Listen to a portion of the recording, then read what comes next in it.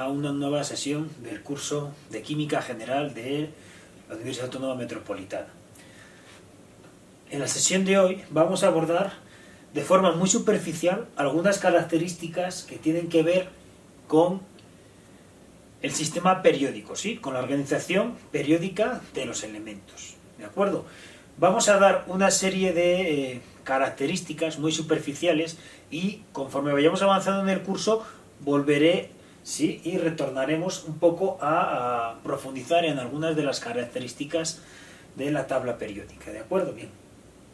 En la imagen lo que podemos ver es una clásica, ¿sí? Una clásica representación de la organización de los elementos de la tabla periódica, ¿de acuerdo? Esta tabla, pues ahora pues lo tiene muy fácil, ¿sí? Simplemente con teclear en imágenes tabla periódica, pues tenemos acceso a esta herramienta que va a ser fundamental en el curso de química, ¿sí? Tengo que anticiparles que no les voy a solicitar que ustedes recuerden ningún tipo de dato que puedan consultar en la tabla periódica. Sí, es un elemento de consulta en el trabajo común de la química y por lo tanto nada que tenga que ver con algún dato presente en este diagrama se les va a solicitar. Sí es recomendable que siempre tengan una tabla periódica cerca, ¿de acuerdo? Ya lo tengan impresa o la tengan en una lámina o la tengan en el teléfono, ¿de acuerdo? Bien. Fíjense, ¿qué podemos decir con carácter general? Fíjense, indica que dice las propiedades de los elementos son una función periódica de sus números atómicos. Bien. Si se acuerdan, el número atómico es una magnitud que tiene que ver con la estructura atómica, ¿sí? Con las características del átomo, del elemento al que nos estamos refiriendo. Si profundizáramos simplemente un poco más allá del átomo, ¿sí? Y vemos un poco la química cuántica, para que se hagan una idea, todos los átomos están hechos de las mismas partículas, ¿de acuerdo? Los denominamos con unas nomenclaturas, valga la redundancia, diferentes, porque la cantidad de partículas que constituyen un átomo le dotan a ese átomo de diferentes cualidades, ¿de acuerdo? Entonces, el carácter cuantitativo aporta distintos elementos cualitativos, ¿de acuerdo? ¿Cualitativos en qué sentido? Fundamentalmente vamos a hablar de forma muy genérica, físico-químicos, características físico-químicas, ¿de acuerdo? Entonces, en la tabla periódica, inicialmente valdría la pena quizá que recordara el nombre de Mendeleev, ¿sí? Fue un investigador ruso que profundizó efectivamente en la mejor manera de ordenar los elementos presentes en la naturaleza, ¿de acuerdo? Bien. Lo que simplemente les enfatiza en esta diapositiva es que la organización que finalmente se adoptó como una manera óptima de distribuir precisamente los elementos y las características que están adscritos a ellos es en base al número atómico, ¿de acuerdo? Al número atómico. En este caso, pues bueno, tenemos el elemento, el hidrógeno, que tiene número atómico 1, ¿de acuerdo? Un protón, un neutrón y los electrones que están en la órbita. Fíjense, vamos a ir analizando algunas características más de la periodicidad, ¿sí? Bien. A ver.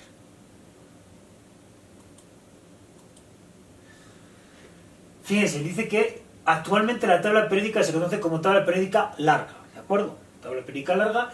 Y les insisto que tiene uso generalizado. Nuevamente les insisto, los elementos están ordenados en base a su número atómico. Y fíjense, aquí es algo interesante, conforme les estaba comentando antes, que el número atómico, es decir, la cantidad de protones, neutrones y los electrones que rodean al núcleo, ¿sí? ¿De acuerdo? Todo este elemento cuantitativo le dota de unas características cualitativas. Entonces, fíjense, la tabla periódica es aquella en la que se encuentran ocupados elementos que tienen propiedades químicas y físicas semejantes, es decir, cuanto más próximo ¿sí? Está un elemento con respecto a otro en este diagrama, ¿sí? Más cercanía, más similitud tienen las propiedades físico-químicas de los átomos de estos elementos, ¿de acuerdo? En este sentido, vale la pena simplemente nombrar las dos grandes categorías en las que se dividen los grupos, ¿sí? A su vez, que podemos encontrar en la tabla periódica. En este sentido podemos hablar de la estructura de la tabla periódica se conforma en filas y columnas, ¿de acuerdo?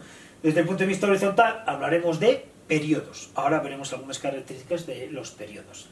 Y en sentido vertical tendremos los grupos, ¿de acuerdo? Entonces, en la parte derecha de la diapositiva tenemos los periodos, que estarán organizados del 1, ¿sí?, al 8, y luego tenemos los grupos, ¿de acuerdo?, que van de allá, del 1, donde está el hidrógeno, hasta los gases nobles, ¿de acuerdo? Vamos a ver un poquito de forma más pormenorizada este tipo de distribución, ¿sí? Antes simplemente quiero pues repasar la información que podemos encontrar en la tabla periódica adscrita a cada uno de los elementos, ¿de acuerdo? Bien, ¿qué podemos decir? Fíjense, el número que se sitúa en la parte superior izquierda es el que corresponde al número atómico, ¿de acuerdo? El número atómico. Bien. ¿Qué más encontramos? Encontramos la abreviatura. En este caso, para el aluminio, pues es AL. En la parte inferior de la abreviatura, el símbolo, tenemos el nombre, ¿de acuerdo? Aluminio. ¿Sí? El número que aparece bajo el nombre del elemento es la masa atómica, ¿de acuerdo? Es decir, la traducción en gramos de lo que pesa un mol de esa sustancia, ¿sí? En este caso tenemos la masa atómica, luego veremos el concepto de mol. En este caso, pues casi 27 gramos por mol. Y finalmente tenemos la estructura electrónica. Bien, la estructura electrónica, aunque no voy a entrar en pormenores, acuérdense que tiene que ver con los enlaces que tiene ese átomo y cómo están de repletos de electrones esos enlaces, ¿sí? Simplemente me gustaría dar un detalle, ¿sí? En este curso de química general no vamos a entrar a profundizar mucho en el tipo de la estructura electrónica de los enlaces, pero sí quiero hacerles ver, en el último de los grupos que veamos, que cuando en el último orbital, en la última capa del átomo, ¿sí?, tenemos una estructura S2P6, simplemente que sepan esta nomenclatura, los átomos no reaccionan, son estables, ¿de acuerdo? Son estables. Cuando tenemos distintas alteraciones, distintas configuraciones que no llegan a ser S2P6, entonces tenemos distintos tipos de reacciones, ¿sí? En todo caso, esto es interesante porque les da, ¿sí?, la información referida a los orbitales S y orbitales P de la última capa, que son los que tienden a establecer interacciones electrónicas y por consiguiente a generar reacciones. Y esto nos ayuda a entender cómo se relacionan los elementos químicos entre sí. Pero es, les digo, parte de la información que está presente en la mayoría de las tablas periódicas a las que ustedes van a tener acceso, ¿sí? Bueno, vamos a continuar. Bien. Antes les hablaba de que había dos grandes categorías de clasificación de los elementos en la tabla periódica, una con respecto al eje horizontal, y en este caso hablaríamos de periodos, y otra con respecto a una clasificación vertical, y hablaríamos de grupos. Bien, vamos a abordar simplemente las categorías por periodos, ¿sí? En este caso hablaremos del periodo cuando nos referimos a conjuntos de elementos clasificados por orden creciente de sus números atómicos, ¿sí? Fíjense, tenemos 7 periodos diferentes. Entonces, para el periodo 1, ¿sí?, tenemos 2 elementos. Voy a regresar para que ustedes puedan ver en su diagrama exactamente a qué me estoy refiriendo. Fíjense, en el grupo del periodo tenemos el hidrógeno y el helio, ¿de acuerdo? 2 elementos, ¿sí? Acuérdense que va por número atómico consecutivo. En este caso, el número atómico no está en la parte superior izquierda, está en la parte superior derecha, ¿sí? Aquí, bueno, pues vemos distintos tipos de informaciones. Insisto que es simplemente de forma genérica, pero que entiendan, eso sí, por lo general siempre el número atómico siempre está representado de forma más grande que la masa atómica, ¿de acuerdo? Está representado más grande que la masa atómica. Bien. Entonces, tenemos para el periodo 1, ¿sí? Dos elementos. Empiezan en el hidrógeno y terminan en el helio. Para el periodo 2 tenemos 8 elementos que comienzan en el litio y en el neón y terminan en el neón, ¿sí? Todas las terminaciones son los gases nobles, que son terminación S2P6. Son elementos que no reaccionan. Se llaman gases nobles precisamente por eso, de que no reaccionan, no se mezclan, ¿sí? Bien. Para el periodo número 3 tenemos también 8 elementos que comienzan en el sodio y terminan en el argón. Para el número 4 tenemos 18 elementos que empiezan con el potasio y finalizan con el criptón. Para el periodo 5 tenemos 18 elementos que comienzan con el rubidio y finalizan con el xenón. Para el periodo 6 tenemos 32 elementos que comienzan en el cesio y finalizan en el radón. Y finalmente para el periodo 7 tenemos 32 elementos que comienzan con el francio y terminan con el oberón, ¿de acuerdo? Simplemente acuérdense que los periodos tienen que ver con el número atómico, ¿sí? Ahora, vamos a ver qué pasa con los grupos, ¿sí? Nuevamente tenemos una representación de la tabla periódica, en este caso sí tenemos el número atómico, por ejemplo, representado en la parte superior izquierda. Bien. Vamos a comentar los diferentes grupos que hay, ¿sí? Acuérdense que los grupos pretenden agrupar a los elementos en función de las similitudes de sus características físico-químicas, ¿de acuerdo? Entonces, no es exactamente relacionado con esta secuencia del número atómico, pero desde el punto de vista físico-químico sí tienen más similitud, más proximidad, más semejanza, ¿de acuerdo? Entonces, fíjense, el primer grupo son los alcalinos, ¿de acuerdo? Son el grupo de los alcalinos: el hidrógeno, el litio, el sodio, el potasio, el rubidio, el cesio y el francio. Sí, sería conveniente que pues, estén familiarizados con la abreviatura, con ¿sí? el símbolo de los elementos, ¿sí? Y los grupos serían los alcalinos. Posteriormente tenemos los alcalinoterrios, ¿sí? Los alcalinoterrios son el berilio, el magnesio, el calcio, el estroncio, el bario y el radio, ¿de acuerdo? Bien, el siguiente grupo es ya más numeroso. Bueno, todo esto son los metales, ¿sí? Pero el siguiente al que me voy a referir son los metales de transición, que son todo este grupo que está representado en color rosa, ¿sí? No voy a nombrar todos los elementos, tienen aquí todos aquellos que están dentro de la categoría de los metales de transición.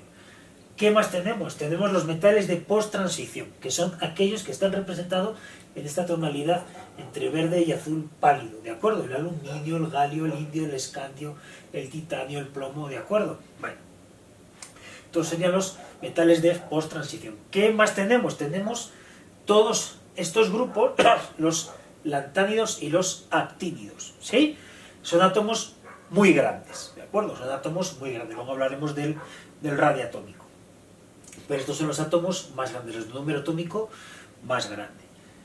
¿Qué otro grupo es interesante? Ahora tenemos los no metales, ¿sí? Los no metales, dentro de ellos tenemos primero que hablar de los metaloides, que son todos estos: el boro, el silicio, el germanio, el arsénico, el antimonio, el teluro y el polonio, ¿sí?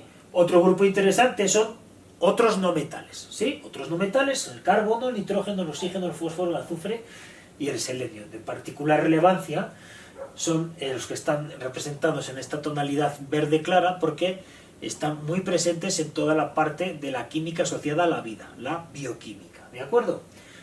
Posteriormente tenemos otro grupo interesante, ¿sí? Que son los que están representados en esa tonalidad azul, ¿sí? Son los halógenos, ¿de acuerdo? El flúor, el cloro, el bromo, el yodo y el astato, fundamentalmente, ¿de acuerdo? Son los halógenos. Y finalmente el último de los grupos son los gases nobles, que les insisto, los gases nobles tienen estructura electrónica final S2P6 y no reaccionan, ¿de acuerdo?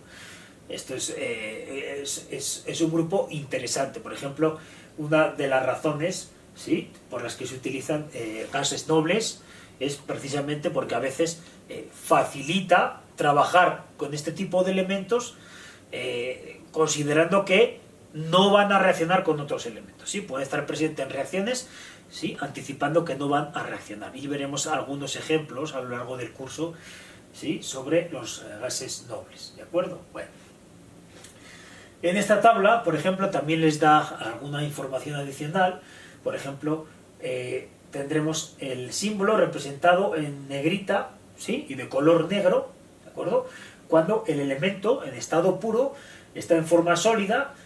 Cuando está en forma líquida, pues lo tenemos en color azul, en este caso el mercurio, ¿sí?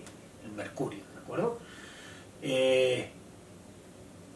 Para estado gaseoso, pues tendremos una tonalidad roja, y para un estado desconocido, porque siempre se encuentra asociado a algo, no está completamente puro, entonces está representado en esta tonalidad gris, ¿de acuerdo? Bien. Le digo que esto es interesante también porque luego, pues bueno, si ven más adelante algo relacionado con la geología, con la mineralogía, pues es interesante poder identificar algunos elementos de la tabla periódica. Siempre, por lo general, vienen asociados a otros, pero es una información que siempre es interesante ver en este tipo de representaciones, ¿de acuerdo? Bien. Vamos a continuar con el concepto de radio atómico, ¿sí? Con el concepto de radio atómico. A ver si... Fíjense, ¿qué es el radio atómico? La distancia entre el centro del núcleo y el último nivel de energía. Acuérdense que en el interior del átomo, ¿sí? Tenemos el núcleo y luego tenemos una serie de orbitales, es decir, de regiones del espacio alrededor del núcleo, donde existe la posibilidad de encontrar un electrón. ¿De acuerdo? Bien.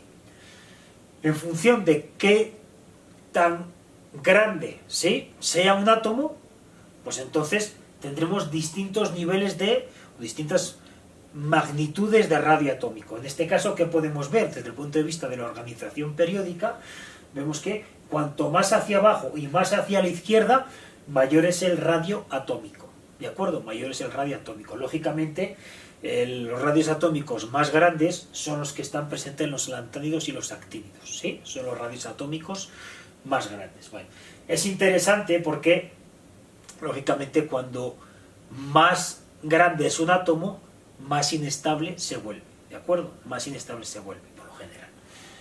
Vamos a continuar con dos características que es interesante para cuando en temas posteriores abordemos el tema de la reacción química, las ecuaciones químicas, podamos entender algunos procesos de interacción de unos átomos con respecto a otros. En este caso me voy a referir al potencial o energía de ionización, que en este caso podemos entenderlo, ¿sí?, muy fácilmente con esta representación de la tabla periódica, que el potencial o energía de ionización aumenta conforme nos referimos a elementos que están dispuestos más hacia la derecha, y disminuye conforme más abajo están dispuestos esos elementos en esta organización, ¿sí? ¿A qué nos referimos con potencial o energía de ionización? Como la cantidad de energía necesaria para desprender un electrón periférico de un átomo aislado en estado gaseoso, ¿de acuerdo? Y luego tenemos esta otra característica, es la electronegatividad, que en este caso podemos entenderla como la capacidad que tiene un átomo para atraer electrones, ¿sí?, cuando forman parte de un enlace químico. Esta, les insisto, es de especial relevancia. Cuando hay mayor electronegatividad, o cómo incrementa la electronegatividad conforme nos desplazamos más hacia la derecha del sistema periódico y nos encontramos más hacia la parte inferior del diagrama, ¿de acuerdo? En este sentido, pues estas dos características tendremos que considerarla quizá para algún ejemplo de reacción química en el cual podamos ver cómo un átomo es o tiene mayor susceptibilidad a captar o a ceder electrones, que esto es de especial relevancia no solo en química, sino lógicamente en la parte de bioquímica, ¿de acuerdo? Bien. Bueno, hasta aquí las características generales que quería nombrar en referencia al sistema periódico, y en los siguientes vídeos lo que voy a hacer va a ser explicar la teoría, ¿de acuerdo? En la teoría vamos a dejar claras algún tipo de planteamiento seguido de una expresión matemática, y aunque voy a dar la teoría en sesiones de 25 o 30 minutos, luego voy a intercalar, ¿sí?, vídeos cortos, quizá de 3-5 minutos, explicando ejemplos concretos de cómo aplicar estos planteamientos y estas expresiones matemáticas a efectos de obtener resultados que luego vamos a poder integrar a la hora de resolver problemas, ¿sí? Que vamos a hacer a partir de ahora va a ser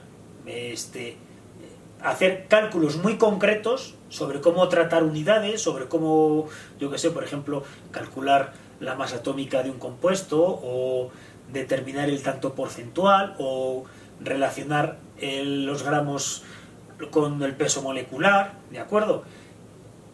Cálculos muy sencillos que vamos a manejar por separado y que eso les va a servir para que cuando enfrenten un problema donde tengan que integrar más información, sean capaces de poder implementar de forma secuencial todos estos ejercicios que de forma, les digo, muy concreta vamos a analizar, para que luego les sirva en los procesos de resolución de problemas, ¿de acuerdo? Entonces, en el siguiente vídeo vamos a empezar a dar conceptos básicos sobre cantidades y magnitudes que se manejan en química general con resolución de problemas.